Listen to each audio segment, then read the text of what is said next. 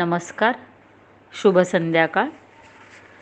आजचा आपला परिसर अभ्यास विषयाचा तास. गेल्या तासिकेला पाठ 20 आपले समूह जीवन, त्यातील काही चित्रमय भाग, त्यानंतर परस्परावलंबी समूह जीवन. जरा डोके चालवा. शेतकरी नसतील तर, शाळा नसेल तर, दवाखाना नसेल तर, कचऱ्याचे ढीग जर तसेच साठून राहिले तर काय होईल? त्याचप्रमाणे समूहामध्ये राहण्याची काय गरज, किंवा समूहात राहिल्यामुळे काय काय आपल्याला फायदे होतात. त्यानंतर सहकार्य मिळण्यासाठी एकमेकांचे का आपल्याला नियमांची गरज असते, आवश्यकता असते. अशा प्रकारे आपले समूह जीवन कसं दुसऱ्यांवरती अवलंबून आहे, या गोष्टी आपण पाहिल्या. या तासिकेला त्याच्या पुढचा भाग आपण पाहणार आहोत, समूह जीवनासाठी नियम.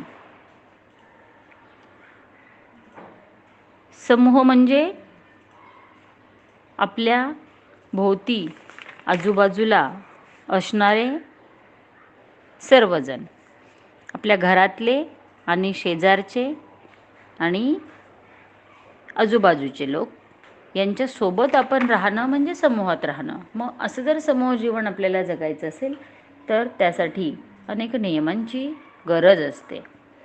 आता आपण एकमेकांमध्ये अनेक प्रकारचे व्यवहार करतो आणि ते नीट होण्यासाठी आपल्याला काही बंधने पाळावी लागतात. त्यांना नियम म्हणतात.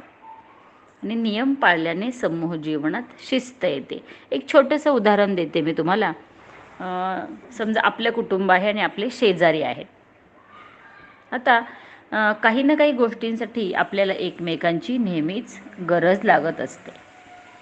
मग काही गोष्टी आपण त्यांना देतो, किंवा आपल्याला काही गोष्टींची गरज असते तेव्हा आपण त्यांच्याकडून त्या घेतो. परंतु असं होतं का की एखादी वस्तू आपल्याला गरज असते तेव्हा आपण घेतो आणि ती परत द्यायचीच नाही, आपलीच म्हणून ती घेऊन टाकायची, असं होतं का? तर नाही. आपल्या आवश्यकतेसाठी किंवा आपली जी आवश्यकता आहे, जी गरज आहे ती पूर्ण करण्यासाठी आपण काही काळ ती वस्तू मागून घेतो आणि आपलं काम झाल्यावर आपण ती परत करतो. मग असं जर आपण वेळेवरती कोणतीही गोष्ट घेतली आणि दिली तर आपले जे संबंध असतात शेजाऱ्यांचे आणि आपले, ते चांगले राहतात. परंतु एखादी गोष्ट जर आपण त्यांची घेतली आणि ती परत केलीच नाही तर मग काय होतं? पुढच्या वेळी आपण एखादी वस्तू जर मागितली तर समोरची व्यक्ती ती आपल्याला द्यायला थोडी काचकूच करते.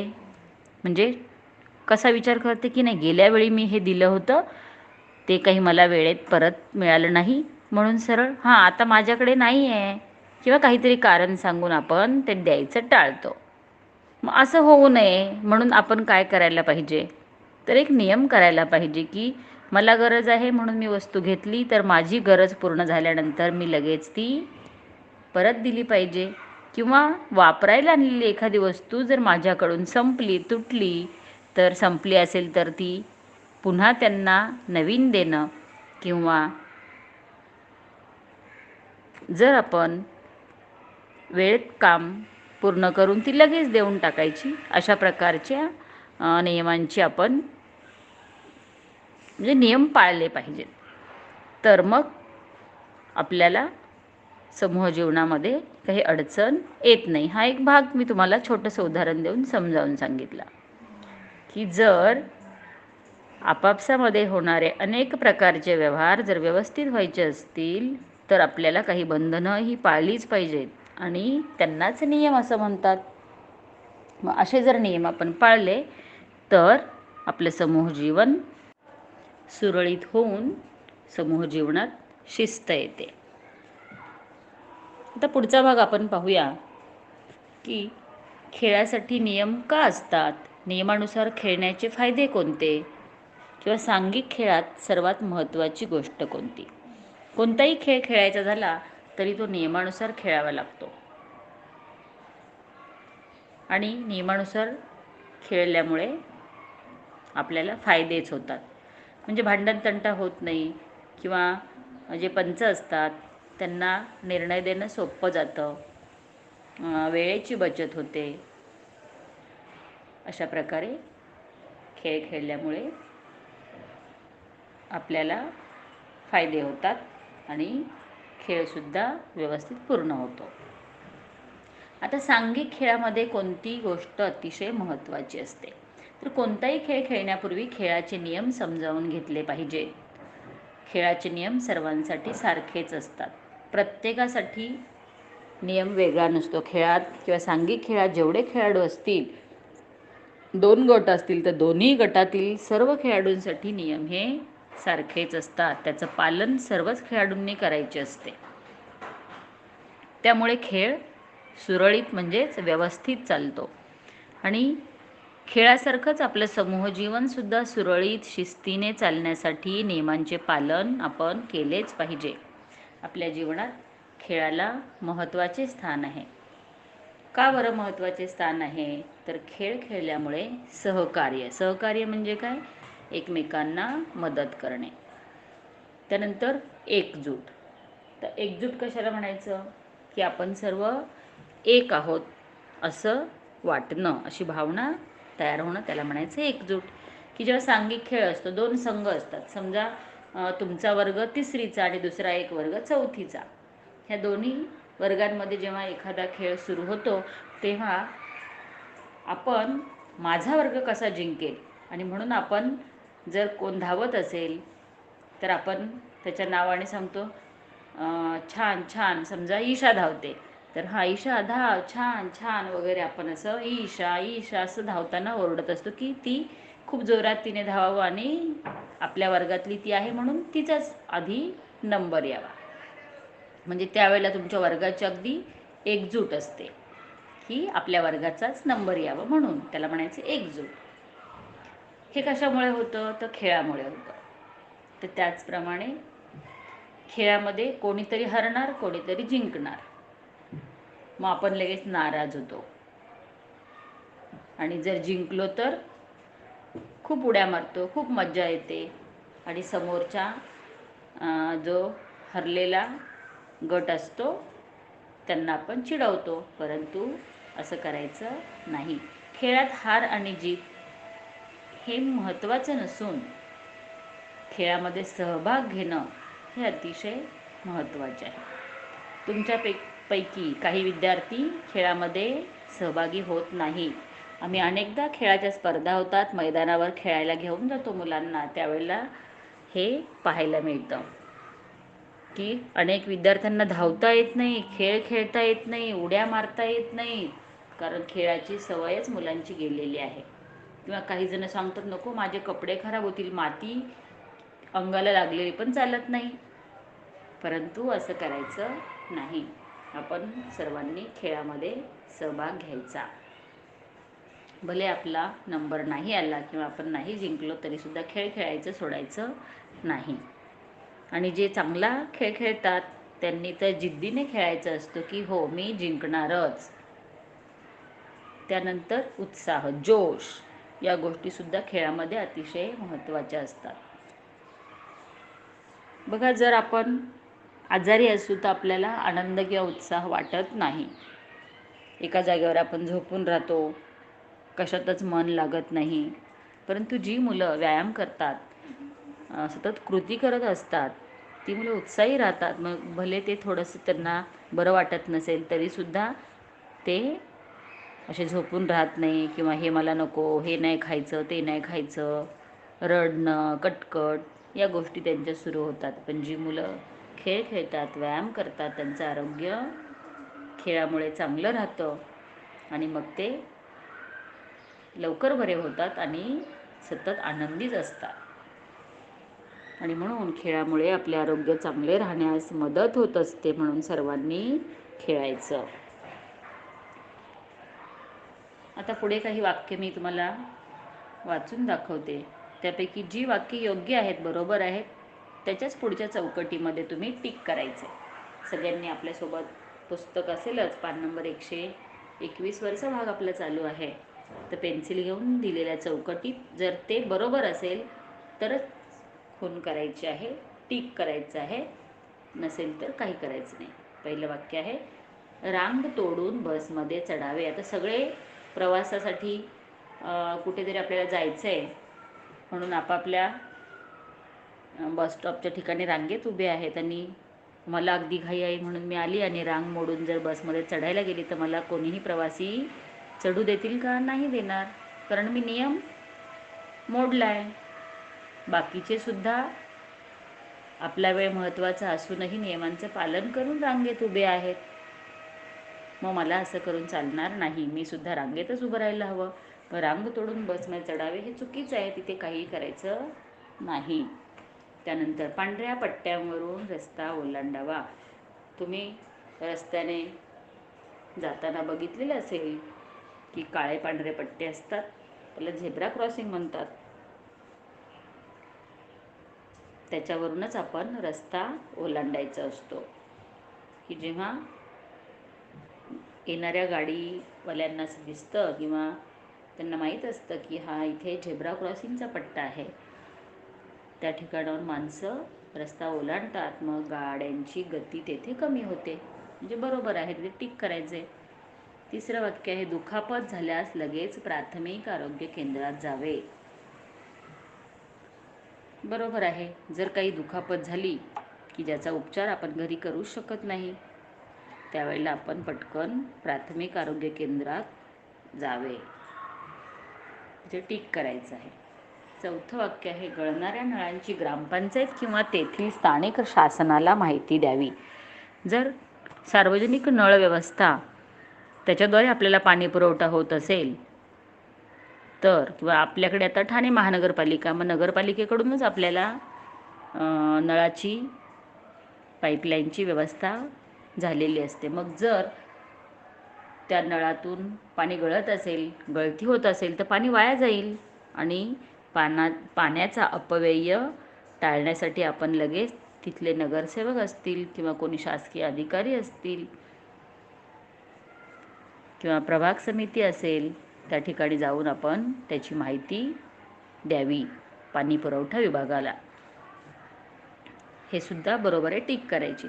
तिकीट न काढता प्रवास करू नये. बरोबर, शासनाने आपल्यासाठी जी वाहतूक व्यवस्था केलेली असते, मग ती बस असेल किंवा रेल्वे असेल किंवा ST असेल, तर यामध्ये प्रवास करताना आपण तिकीट अवश्य काढावं. फुकट प्रवास करायचा नाही, कारण ती बस किंवा ती ST असेल, रेल्वे असेल, ते चालवण्यासाठी आणि बस आणि STचा जो पेट्रोल डिझेलचा खर्च असेल तो तर सरकारला करावाच लागतो. मग आपण जर पैसे भरून प्रवास नाही केला तर कसं होणार?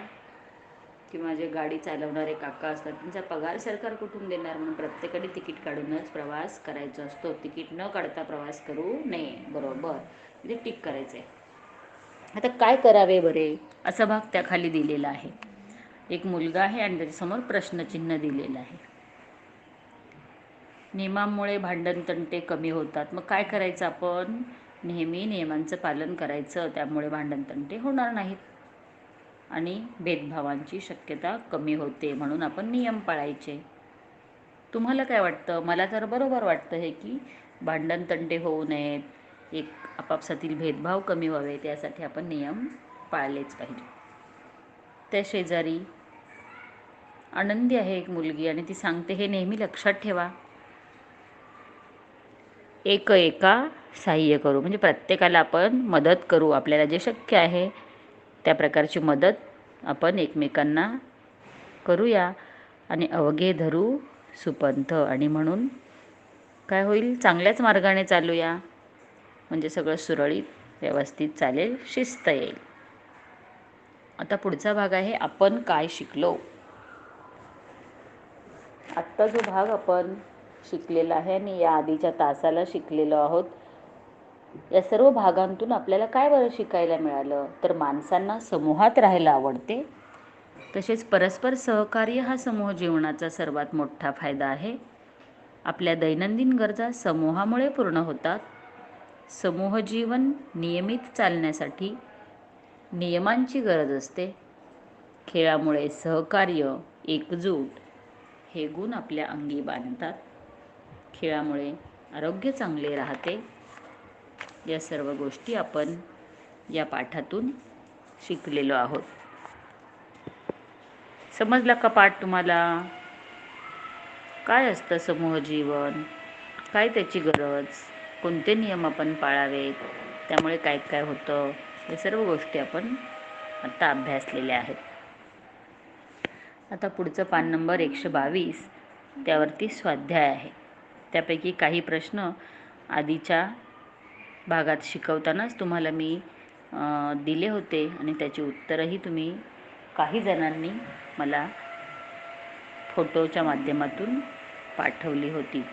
आता सर्वांनी हा जो स्वाध्याय आहे, जर आधी तो प्रश्न आलेला असेल तर पुन्हा लिहायचा नाही, आलेला नसेल तर तो मात्र आपल्या वहीमध्ये लिहून काढायचा आहे.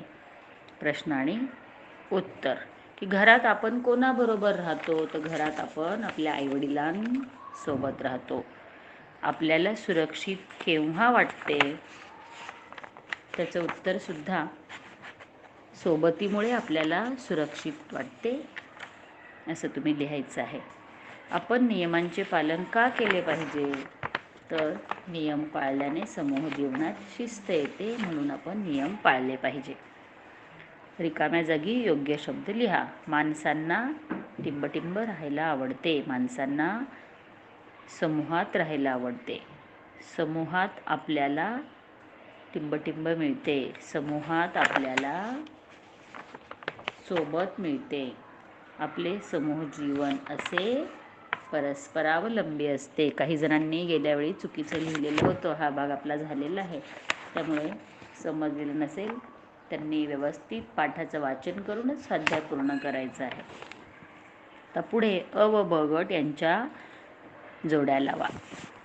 अ गट आहे एकमेकांना मदत करणे, समूह जीवन नियमित चालण्यासाठी आणि खेळाचे नियम सर्वांसाठी.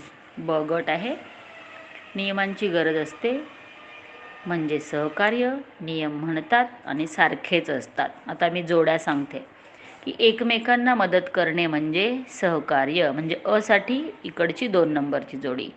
समूह जीवन नियमित चालण्यासाठी ब गटातला पहिलं नियमांची गरज असते. तर ई खेळाचे नियम सर्वांसाठी सारखेच असतात, 4 नंबरची जोडी. म्हणजे इथे एक पर्याय जास्त दिलेला आहे 3 नंबरचा, नियम म्हणतात, त्यासाठी इकडे जोडी नाही. मग आता त्यासाठी तुम्ही एक काम करायचं आहे, सगळ्यांनी पेन्सिल घ्यायची आहे आणि अ गटामध्ये आणखी एक ई लिहायची आहे. इडलिंबूची ई, तिथे आकडा घाला आणि मी सांगते ते लिहा.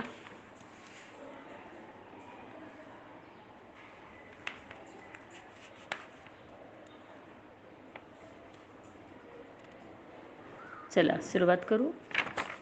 तिथे तुम्ही आता नियम कशाला म्हणतात त्यासाठी आपल्याला लिहायचं आहे. समूह जीवन नियमित चालण्यासाठीच्या बंधनांना, बघा परत सांगते, समूह जीवन नियमित चालण्यासाठी असणाऱ्या बंधनांना. मग त्याचं उत्तर तुम्ही पुढे लावाल. नंबर 3 नियम म्हणतात. पुढे आता उपक्रम. क्रिकेट या खेळाच्या नियमांची यादी करा. तुम्हाला जे क्रिकेटचे काही नियम थोडेसे माहिती असतील, 4-5 लिहिलात तरी चालेल. त्यानंतर रहदारीच्या नियमांची यादी करा. रहदारी म्हणजे काय? रस्त्यावरून आपण जातो, चालतो, ये जा करतो तेव्हा पाळायचे नियम. त्यानंतर पुढे शाळेत तुम्ही काही नियम पाळता, तसेच घरात कोणते नियम पाळता याविषयी 5 ओळी लिहा. हा सर्व स्वाध्याय पान नंबर 122 वरचा तुम्ही आज पूर्ण करायचा आहे आणि मला सर्वांनी लिहिलेल्या प्रश्नोत्तरांचा वहीच्या पानाचा फोटो पाठवायचा आहे. उपक्रममधला भागसुद्धा तुम्हाला लिहायचा आहे, हे लक्षात ठेवा. अशा प्रकारे पाठ क्रमांक 20 नागरिकशास्त्र आपले समूह जीवन या ठिकाणी शिकवून पूर्ण झालेलं आहे. स्वाध्यायाचं सुद्धा स्पष्टीकरण मी तुम्हाला दिलेलं आहे. आता यानंतरची एक गोष्ट तुम्हाला सांगते की सगळ्यांनी प्ले स्टोअरमध्ये जाऊन दीक्षा ॲप डाउनलोड करायची आहे आणि दीक्षा ॲप डाउनलोड केल्यानंतर जेव्हा तुम्ही ते ओपन करणार त्यावेळेला तिथे वरती एक पट्टी असेल आणि त्या पट्टीवरती English medium, Bengali medium, Urdu medium, Hindi medium, English medium असं लिहिलेलं असेल. तर तुम्ही काय करायचं आहे, त्यातील मराठी मीडियमवर टिक करायचं आणि क्लास आहेत class 1, class 2, class 3, class 4, class 5 वगैरे वगैरे. आपला क्लास 3 आहे, मग तुम्ही क्लास 3 त्याच्यावर टिक करायचं आहे. क्लास 3 झालं आणि मराठी मीडियम. नंतर मग खाली विषय असतील. मग आपला विषय आहे परिसर अभ्यास. मग परिसर अभ्यासवर जायचं. मग परिसर अभ्यासवर क्लिक केलं की सगळ्या पाठांची यादी येईल. त्यामध्ये मग तुम्ही पाठ क्रमांक 20 आपले समूह जीवन हा भाग पाहायचा आहे. आपले समूह जीवन काढले त्यात परत अजून 2 वेळा प्ले येईल. मग ते दोन्हीसुद्धा पहिला एक प्ले क्लिक करायचा, त्याच्याशी संबंधित जी सगळी माहिती येईल 5, 6, 7, 8 मिनिट ती सगळी ऐकायची आहे. ती ऐकून झाली की परत बॅक यायचं आहे. बॅक केल्यानंतर मग जो दुसरा प्ले आहे त्याच्यावरती क्लिक करायचं आहे. मग तो भाग ऐकायचा आहे. मग अगदी स्वाध्यायापर्यंत त्याच्यामध्ये माहिती दिलेली आहे. म्हणजे हा पाठ आत्ता जसा मी स्पष्ट केला तसा त्याच्यातही तुम्हाला दीक्षा ॲपमध्ये स्पष्ट केलेला आहे. आणि मी एक तुम्हाला त्या ॲपची आणखी पटकन तुम्हाला हे ओपन व्हावं म्हणून त्याचीही लिंक पाठवणार आहे.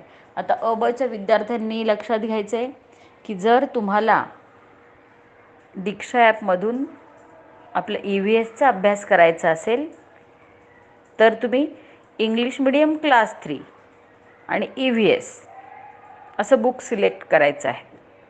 मग तुम्हाला आपलं हे जे पुस्तक आहे तेच पुस्तक पूर्ण इंग्लिशमधून मिळेल.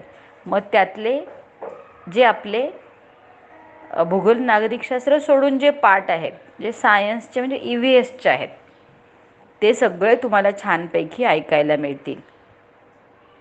मग आत्ता दिवाळीच्या सुट्टीनंतरचा जो आपला भाग झालेला आहे ते पाठ तुम्ही असंच प्ले करून ऐका. छान माहिती, स्वाध्याय सगळं तुम्हाला व्यवस्थित सोडवलेलं आणि ऐकायला मिळेल. म्हणजे आणखी जास्तीची माहिती तुम्हाला त्याच्यातून दिली जाईल. म्हणून सर्व विद्यार्थ्यांना आणि पालकांनाही मी सांगते की त्यांना मोबाईल उपलब्ध करून देऊन आपल्या मोबाईलमध्ये दीक्षा ॲप डाउनलोड करून ठेवा. परिसर अभ्यास आणि अ-ब वाल्यांनी EVSसाठी. समजलं? अशा प्रकारे आपला हा भाग इथे पूर्ण झालेला आहे. धन्यवाद.